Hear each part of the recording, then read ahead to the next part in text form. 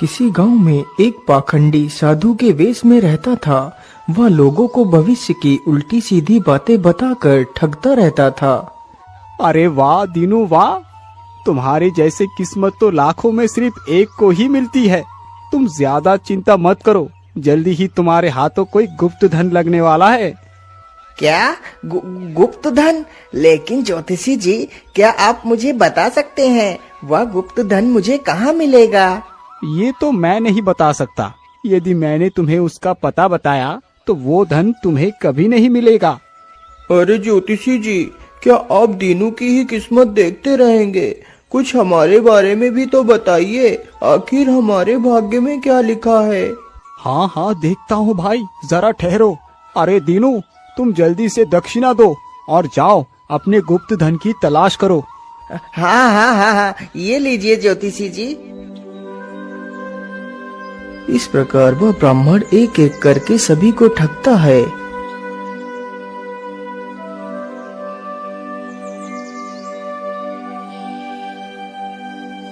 रोज रोज इन्हीं के जैसे मूर्ख लोग मिल जाए तो मैं जल्दी ही धनवान हो जाऊंगा। चलो अब घर चलता हूँ।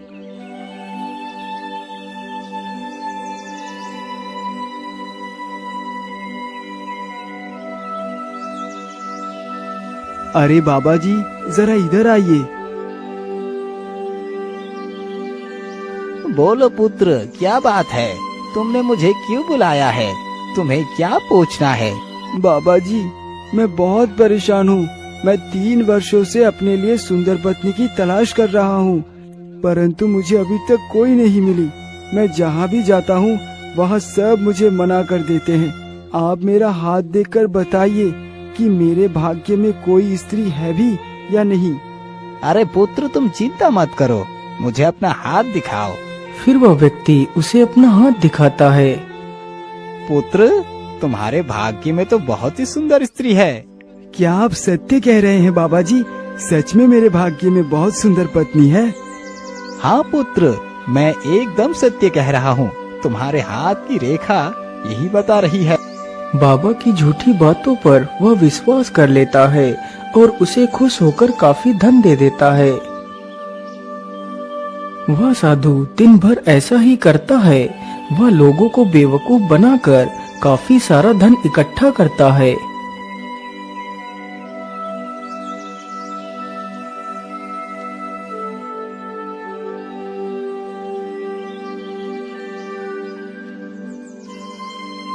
सुबह होते ही वह सिक्के बदलने के लिए चल देता है।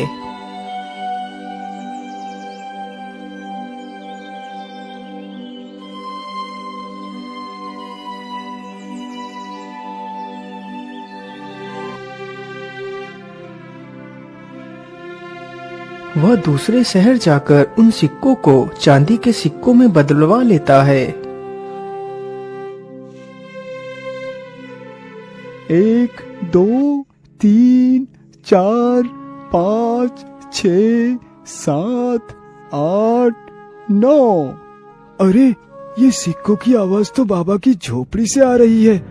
चलो देखता हूँ। उसने झोपड़ी में झांक कर देखा तो साधु चांदी के सिक्के गिन गिन कर एक मटके में रख रहा था।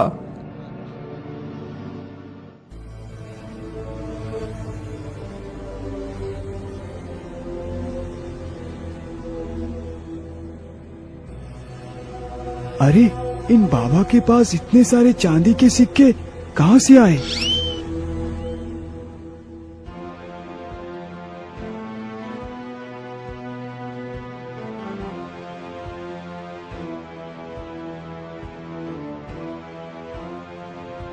उस पाखंडी ने गांव वालों को मूर्ख बनाकर ये धन इकट्ठा किया। वो खाना मांग कर खाता है, फिर धन का क्या करेगा? उस लालची को सबक सिखाना ही पड़ेगा।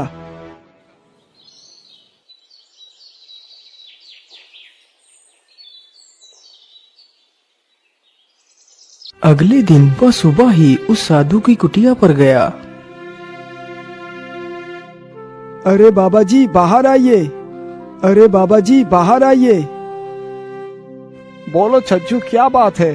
तुमने मुझे बाहर क्यों बुलाया है? बाबा जी, मेरी पत्नी चाहती है आप हमारे घर आकर भोजन करिए। ठीक है पुत्र, मैं अवश्य आऊंगा। फिर वह वहाँ से चला जाता है।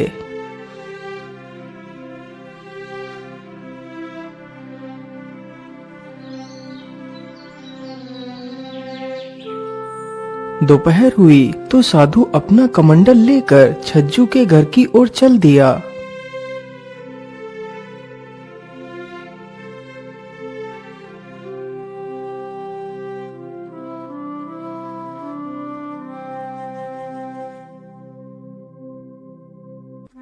आइए महाराज, धन्य भाग्य हमारे जो आप हमारे कुटिया में पधारे। अरे भाग्यवान, बाबा जी के लिए भोजन ले आओ।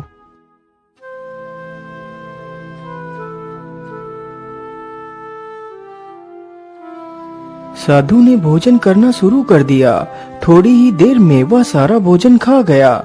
छज्जू और उसकी पत्नी ने उसे 1 रुपया दक्षिणा देकर विदा किया। हाय राम, मैं तो लुट गया, बर्बाद हो गया। क्या हुआ सज्जू, तुम इस प्रकार क्यों चिल्ला रहे हो? मैंने बैल खरीदने के लिए मटके में सुबह चांदी के 100 सिक्के गिनकर रखे थे, परंतु अब वो मटका वहाँ से गायब हो चुका है। परंतु पुत्र, ऐसा कैसे हो सकता है? क्या कोई बाहर का आदमी घर में आया था? बाहर का आदमी कौन आता? घर में पत्नी के अतिरिक्त कोई नहीं था। हाँ, दोपहर में कुटिया वाले बाबा जरूर आए थे। वो बाबा क्या घर के अंदर भी गए थे? हाँ, मेरी पत्नी ने बाबा को भोजन के लिए बुलाया था, इसीलिए वो घर के अंदर गए थे। तुम घबराओ नहीं पुत्र, चलकर उस साधु की तलाशी लेते हैं। इन साधुओं का कोई भरोसा नहीं। नहीं, ऐसा मत कहो, वो साधु ऐसे नहीं है। पूरा गांव उनकी पूजा करता है, मुझे पाप लगेगा। वो तो हमें वहाँ जाकर ही पता चलेगा। फिर वह सब साधु की कुटिया के बाहर पहुँच गए। शोर सुनकर साधु बाहर आता है।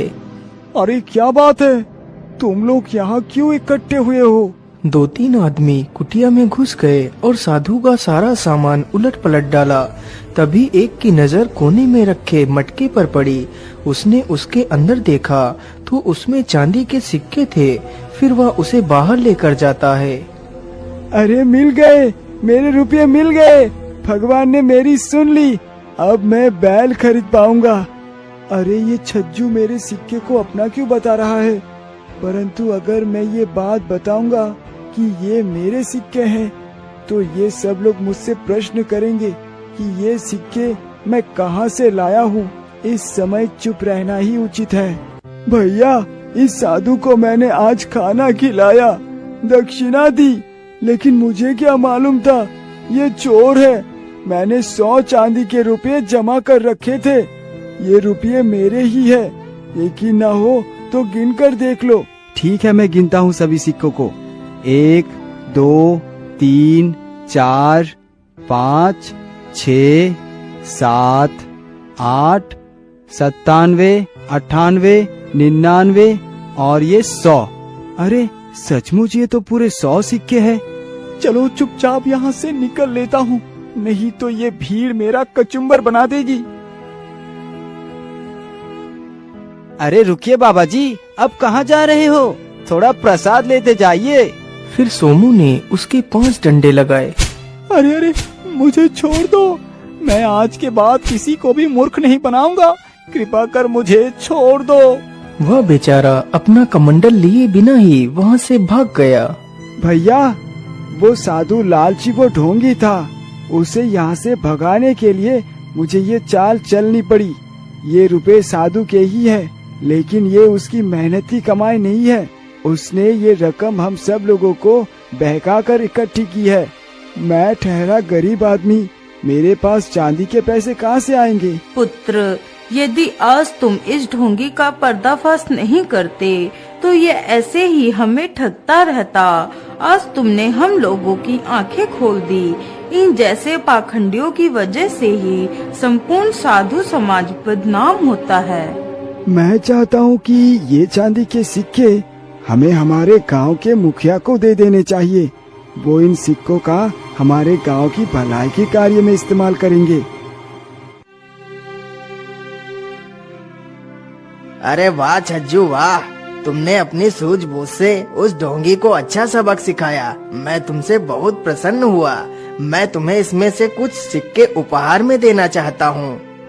नहीं मुखिया जी, मुझे ये सिक्के नहीं चाहिए। मैंने ये कार्य सिक्कों के लालच में नहीं किया, ये तो मेरा कर्तव्य था। अच्छा मुखिया जी, अब मैं चलता हूँ। फिर छज्जू वहाँ से खुशी खुशी